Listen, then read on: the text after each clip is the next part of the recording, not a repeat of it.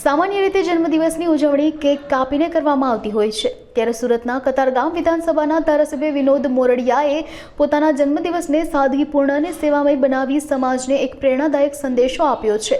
તેમણે કેક કાપવાને બદલે વિવિધ સેવાકીય પ્રવૃત્તિઓ કરીને જન્મદિવસની અનોખી ઉજવણી કરી હતી।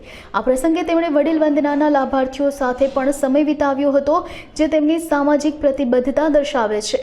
ધારાસભ્ય મોરડિયાએ આ સેવાકીય કાર્યો દ્વારા લોકોને એ સંદેશો આપ્યો કે જન્મદિવસની ઉજવણી માત્ર મનોરંજન પૂરતી સીમિત ન રહેતા તેને સમાજ સેવા સાથે જોડીને બીજાને પણ પ્રેરણા આપી શકાય છે। તેમણે સરકારની વિવિધ યોજનાઓ છેવાડાના લોકો સુધી પહોંચે તે માટે પણ અપીલ કરી હતી।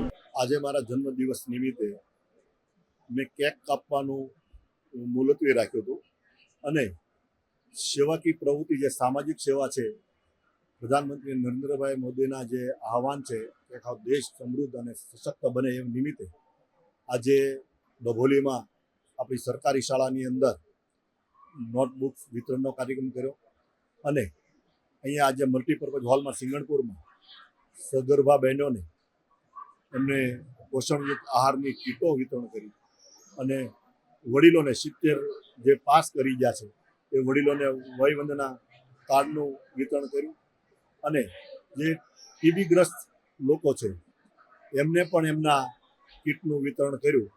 આ 3 પ્રકારનો આજે સેવાકીય પ્રવૃત્તિ અહીંયા મલ્ટીપર્પઝ હોલમાં કરવામાં આવી છે અને તમામ લોકોને ખૂબ શુભેચ્છા આપું છું અને ભગવાનના ચરણોમાં પ્રાર્થના કરું છું કે એમની તબિયત સારી નીવડે। એ જ આજના મારા જન્મદિવસ નિમિત્તે બધાના જ મને બ્લેસિંગ અને મને આશીર્વાદ મળે।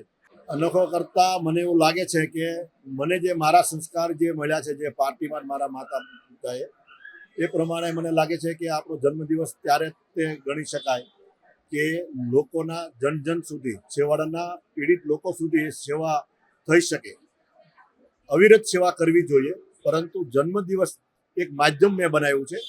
વ્યક્તિગત મને કોઈ જન્મદિવસ ઉજવવાની કોઈ ઈચ્છાઓ હોતી નથી, પરંતુ એ નિમિત્તે આજે સેવા થઈ શકે વધારે એટલા માટે આજનો જન્મદિવસ ઉજવ્યો છે।